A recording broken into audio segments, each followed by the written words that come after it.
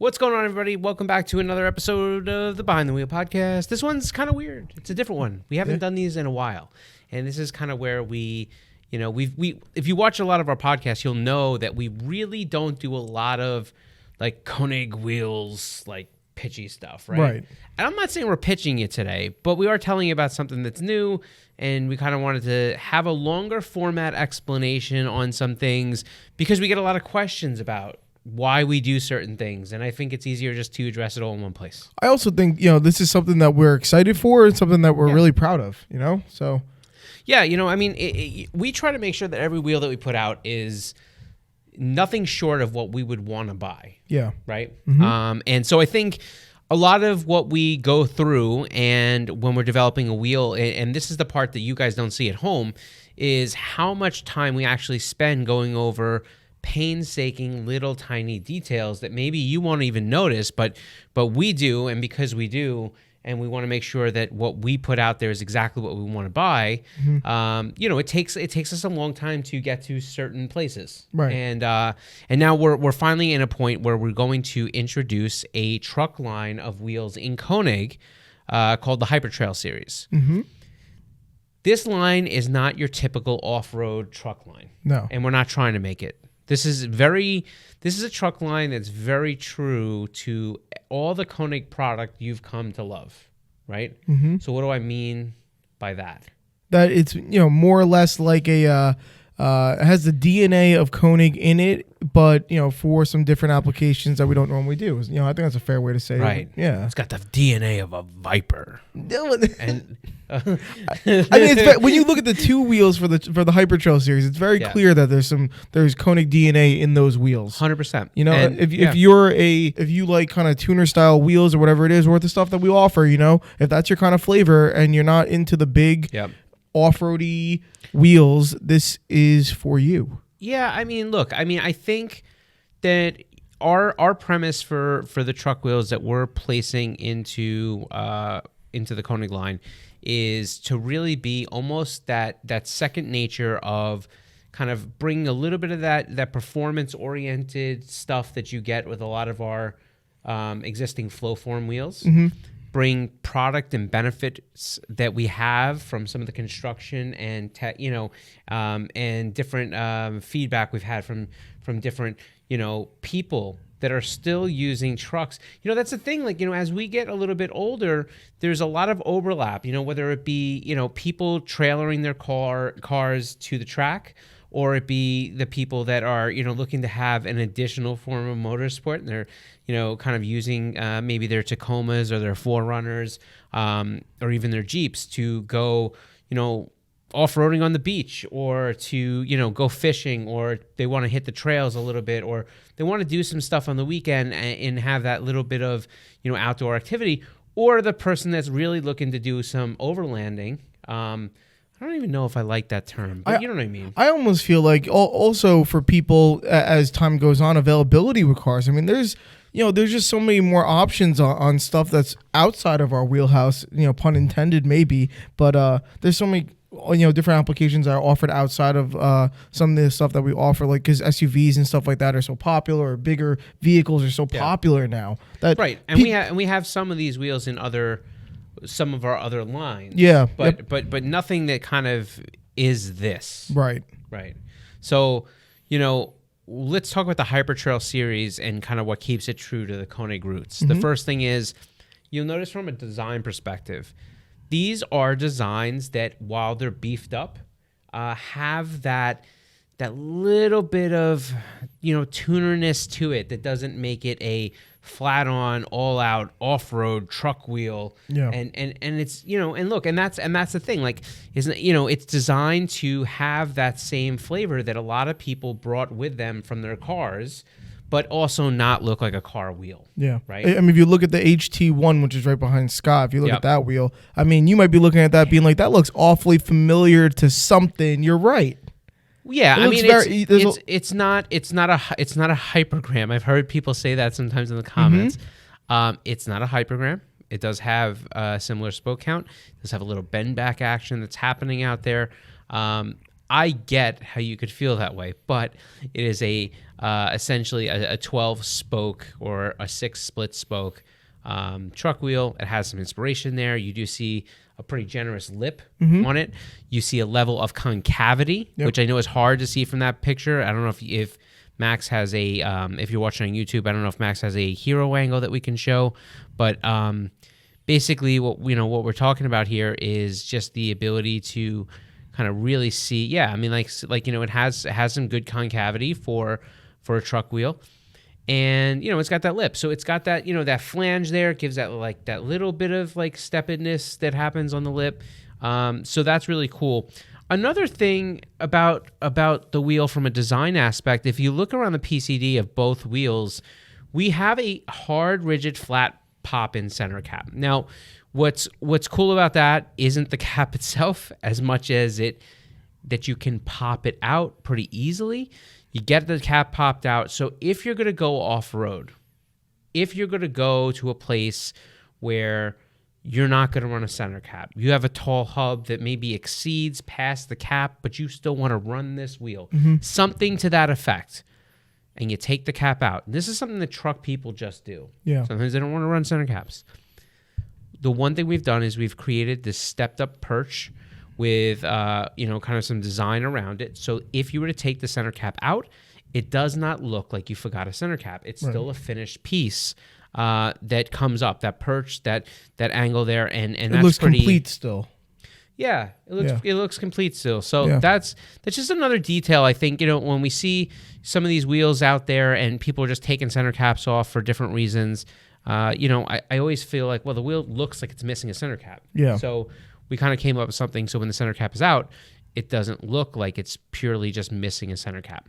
So design-wise. Now, other things you'll see on design is we tried our best here to create a really shallow PCD. Now, if you're into off-roading, you'll notice that this tends to be something that you hear people complain about when you have a really deep PCD or lug nuts that go all the way in, and that's because when they come back from being on the trails, The stuff is in there. 100%. Yeah. It's all caked into those lug holes. And when we want to start getting to that point where we're going to clean down the wheel, even just, having a small pressure washer or something like that, it's not able to get in there. And that's why keeping the PCD shallower, allow that to be an easier to clean area. So I think from a design aspect, that's pretty cool. What about construction? I mean, that's pretty good highlight on these. Yeah, I mean, so what's again bringing forward the stuff that from us. These wheels are flow formed, right? So we're going to increase the rigidity and the strength on the barrel. We're also going to decrease some of the weight that's required on these wheels to make sure that not only are they strong, but when you're driving on the street, you're still getting the best, kind of weight savings for that particular design. And that's important because when you start throwing on, all the rotating mass that you do, big knobby tires, and maybe you use spacers on these trucks, and you put the wheels and stuff like that. Some of these truck wheels will weigh 30, 35, 40 pounds a piece. Even just in the regular 17, 18 inch sizes, right? Mm-hmm. So these wheels I don't know if we posted all the weights yet, but they're really comparatively to what's out there in the same size and specs, these are a much lighter version of some of the wheels that you'll find out there. Mm-hmm. Now, let's talk about some of the other things when we start talking about strength. All of these wheels are 2,500 pound extra load rated. So again, for people that are in the truck scene, that number may feel familiar to you. You may see anywhere from 2150 to 20, in 5 and 6 lug, you may see anywhere from 2150, 2350, 2400, sometimes 2500. But basically the idea here is, and I'm sure that there's other ones that have more, but the idea here is that you have all the rigidity and strength you need for most, not only vehicle applications, but to be able to throw more at these wheels if you so choose, right?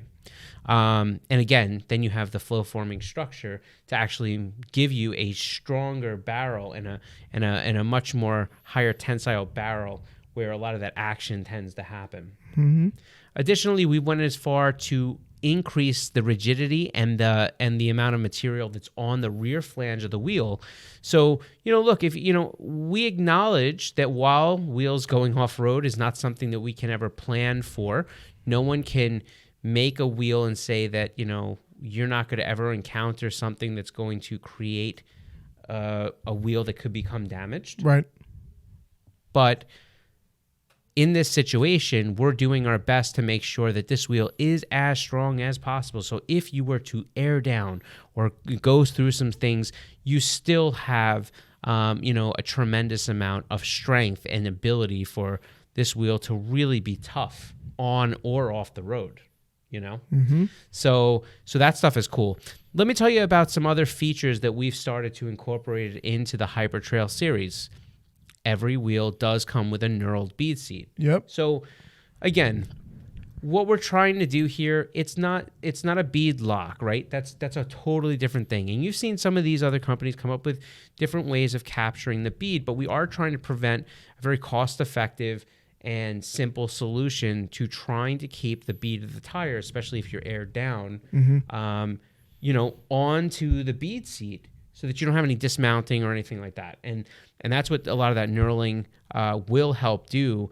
And we've kind of tested that out the best we can in our own simulations. Fortunately, there's not really a good test for it where you can say, percentage-wise. But we did test, with and without it, and we were able to see that the bead, especially once it's aired up on some of those tires, it really seemed to want to cling better to the knurling that's on the bead seats. Yes. And finally, we've tried to increase the bead humps the bead seat humps that are kind of right past the knurling, so that, again, it just gives the tire a little bit of thing that if it was to start to walk a little bit, it would have a little bit more resistance before it would, push over that hump. Right. So these are all things we've done into both the HT1 and the HT2. And let's kind of walk through that one more time, and then we'll talk about some specs. Yeah, sure. Yeah. Mm-hmm. So HT1, this is going to be that 12 spoke or 6 split spoke wheel. It's going to have, again, that cap perch that it has designed, whether you keep the center cap in and out. It has a flat black pop-in center cap, something that's super smooth, not going to attract a lot of dust, dirt, debris, not going to be hard to clean at all. That's where you'll find there. The wheel does have concavity in the face. Again, the face profile is going to be the same no matter which size you choose in each diameter. So if you have a 17-inch wheel, it won't matter. You will have the same level of concavity.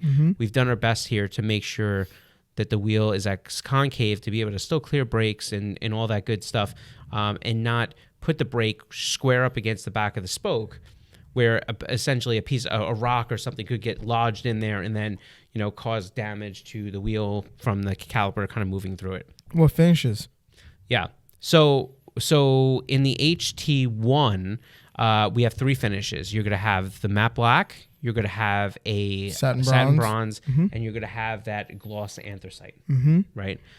So I will tell you, I don't think that picture really does it justice, but the gloss anthracite in person is darker than that. It's gorgeous. It is gorgeous. It's my favorite finish of all the truck wheels, to be honest. Yeah. My personal favorite. And it has that metallic. Yeah. One thing you can't see from these photos is there's a deep, heavy metallic in it, and it's not something that you see until you get really close. Yeah. But even we have one right down here, and I'm actually looking at it, and from here with the light from that we have up above my shiny dome piece here, you could see the metallic from here, and I'm 5 feet away from it. Yeah. So it's a great looking finish, dark. Next is obviously matte black, and then the satin bronze, which is kind of a semi matte bronze, right? So it's more matte than it is gloss, but it has a little bit of a sheen to it, so it's not super muted, right? And those are the 3 finishes that you'll find on the HT1. Let's look at the specs for the HT1. We're gonna make this wheel in 17 and an 18-inch. We will have 2 bolt patterns to start. Now, 6 on 139 and 5 on 127. Now, people were going to say to me, why only 2 bolt patterns? Yeah. I have an older Ram. I have, kind of an older Ford. I have, we get it. Too many SKUs. Well, it's not even just that. It's just that, when we start to look at how we're going to enter into it, we have some target fitments that we've started with. This is kind of where we landed. You're going to see this wheel is going to be available for things like Broncos and Jeep Wranglers and pretty much all the stuff that's in 5127 Jeep-wise, except for once you start to get into like Grand Cherokees. That's, as far as the fitments go, again, Mac's going to kind of shoot this up for people in YouTube. We make it in 17.5, which is going to be your 6-on-139. And that's going to be around a -6 in offset. And this way, we're going to have rings on our website that will allow you to get a hub-centric ring, if you so choose, to be able to ring down from the 106.1 center bore to whatever your vehicle's is. Like, so if you have, let's say a new Tundra, right? I believe that's a 71.5? No. 73. Now I'm getting a little tossed up. But if you have, some of these other vehicles that are going to use center bores that are smaller, we're going to do our best to have rings, hub-centric rings available so that you can purchase them if you would like to. A lot of people don't use hub-centric rings because they think wheels are lug-centric. Now, we all know that lug-centric is crap. If you would like to test me on this, feel free to do so in the comments on any one of our hub-centric ring videos. Yep, there's a few of them. Yeah, they like to come at me for there. Yeah. But you'll be able to do that, and again, obviously, using the quote-unquote lug-centric approach usually gets you pretty close, but sometimes it's all or nothing. Additionally, you're going to find that in the 5127, we did it at a 17.9, right? And the offset, I believe, is at a 0. We did in 17.9. Max, can you just throw that up real quick? Yeah, so we also did it in a -12, right? I just want to make sure. All right, no, so I'm wrong here. So 17.8.5, 6-on-139, -6, no problem. 17.9 for the 5127, again, Jeep Wranglers, -12. So this is going to be a good application for vehicles that are lifted. You can get away with it on a Wrangler, even if you're not lifted. Additionally, that 6-on-139 with a -6. Now you're talking about the ability to kind of be aggressive, but you can use it lifted or not lifted, or kind of, just pay attention to whatever if you are lifted, whatever your lift company is suggesting for their minimum backspacing requirement, and you should be okay there. In 18-inch, we're going to do this both in 18x9, 5-on-27 at a 0, 6-on-139 at a 0. Pretty simple, but these will be available for most popular trucks that are out there right now, and as well as Jeeps and SUVs. So super exciting. Pretty pumped on that. Let's kind of journey over to the HT2. Yeah. And the HT2 for finishes, it goes for pretty much the same as the HT1. We're gonna have the satin bronze, and we're gonna have the matte black. But the difference is for the anthracite color, it's not gonna be the gloss anthracite. It's gonna be a matte gray. Correct. Yep. Yeah. This is a really nice looking matte gray. Again, it's not super dull, not super shiny.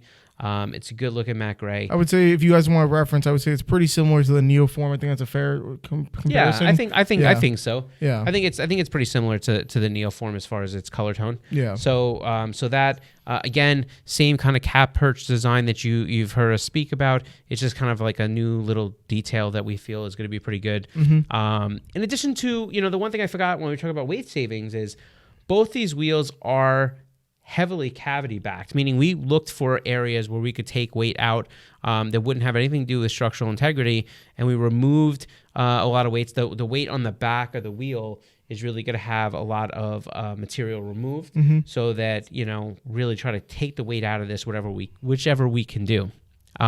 So the HT2 is going to be a 6-spoke type of wheel there, right? Seven. Sorry, I was thinking about something else. Anyhow, so it's a 7-spoke wheel, and it's going to have, again, a shallow PCD. Shallow PCD, again, trying to keep things easy to clean. This has like a 2-step type of lip. It's really kind of, I don't know, it's good looking. I mean, it's got the first landing, and then it goes up on a 45 and kind of Well, it kind of cuts back what in. I love so much about these wheels, and I'm not the biggest truck guy, overlanding guy, whatever it may be, but if I were to hear, yeah, Konig just released some truck wheels, I'd be like, wow, that's kind of, maybe that's a little weird is what you're thinking. You look at these wheels and you go, that makes sense. That's what I love about this. Yeah, I mean, I could see that. I also think that, like, I've seen some other brands release some truck wheels, and they're just truck wheels with their brand name on it. That's kind of more or less my point. Right. Yeah. Yeah, we didn't want to do that. Yeah. We wanted to make sure that if we were going to bring in a quote-unquote truck wheel, that the truck wheel looked like it was like, oh, that's what I would expect from Exactly. that feels like Konig, right? So we did that. So there's a lot of, again, now we've added some line to it. And it was important to do it. I've heard the question that comes up in some of our posts, like why are you guys making, like, why the truck wheels now? Mm-hmm. And I think you're probably the best one to answer this because I think you get so many of the questions. Yeah, I mean, well, why the truck wheels now is because I don't know. This is for the person who came from maybe a tuner car, has a secondary truck, doesn't want, not the type of guy that's going to say hop into a lifted F-150 or something like that, but the guy who's going to take his Toyota Tacoma or something like that and still kind of has his rooted maybe tuner car, motorsports side that's like, I don't want to throw on a big off-roading wheel. I want to throw on something a little more my speed, a little more tasteful, and this is our answer for it. Yeah, and I also think that, like, for me, over the past X amount of years, whether it be dealers or customers, we've heard, like, why aren't you, like, you guys should make some truck wheels. You should make truck wheels like this. You should make some truck wheels like this. Like, would you have anything for Tacomas? Like, yes. As people start to get into, or kind of move into different directions, it seems like people have kind of wanted to take us with them, which is it's got to be one of the higher compliments that I think we can get, right? I think this also follows suit with, like, you'll hear Scott or even myself or whatever say all the time, whenever someone asks for a certain wheel spec or whatever it is, they go, why don't you make X, Y, and Z wheel in this spec? Mm-hmm. Our answer is always consistently 100 times out of 100 times, for what car? That's what we always ask. Okay. And for this is an example of where you see some demand and we delivered. Yeah. That's the way I feel about it. I don't know. So, I mean, I think what's interesting for us is that it's a new segment as far as not something that we build new wheels for. We built off-road wheels plenty of times. Mm-hmm. I think the difference is that this is the first time the brand has really worked their own, the Konig DNA into a wheel and not just try to take something that we have and make it bigger or stronger, not trying to kind of give up on the details, not trying just to send it in. This is really something that we hope that for those that are out there on the trails or overlanding or using it as their primary vehicle, like I know, like, as and I hate to say it, I'm not making wheels for me, but as we get older, I tend to have, the cars that I want to use on the weekend and nice days in the, in the garage. And I have a secondary vehicle that I drive around that has to be big enough to hold my kids and stuff like that. So, when you have those Tacomas and Broncos and, new Rams and Silverados and, a lot of these popular trucks, especially when they're 6 and 139, and you don't want to be the guy that's like, hey, I just want something super black off-road, like, whatever. Like, we're now providing an option for you to do so. And the feedback ever since we released the stuff at SEMA has been really great. Yeah. Much more than I think I thought it would. Mm-hmm. So they're pre-ordering and back ordering pretty quickly, which is interesting. Yeah. And it's fun to see. Well, listen, like I said, I think the thing I like the most about all this is the fact that there was a group of people, I think, that struggled to be able, like, they came from Sport Compact, mm-hmm. but I just picked up this Tacoma. I just picked up this 4Runner. I just picked up this, brand new Tundra. I just picked up, a new Bronco. I just picked up, a Ram. And I'm just I want something that's a little bit different, a little bit more my speed on the car. So at SEMA, it was fun to, like, watch people's faces when they saw it for the first time, for them to ask a lot of questions and for them to be able to kind of see what we had to offer. So I don't know, it's pretty exciting. I'm pretty pumped. I can't wait to see kind of what this all looks like when we're all out there on the street. Yeah, I mean, I think I know the answer to this question, but I might be wrong. So this is or isn't Konig's first time venturing into some truck wheels over the years that you've been here? No, I mean we've done certain truck wheels from time to time. I think the difference was that they were truck wheels. Yeah. Right? Mm-hmm. Or we did, I remember the period way back in the early 2000s when, we had a line that did some, like dubby type wheels, right? But it wasn't, I don't know if it was really under the Konig line per se. Yeah. For years, we've done that Mamba off-road line where we build, honestly, more truck-oriented, very truck-specific wheels in that line.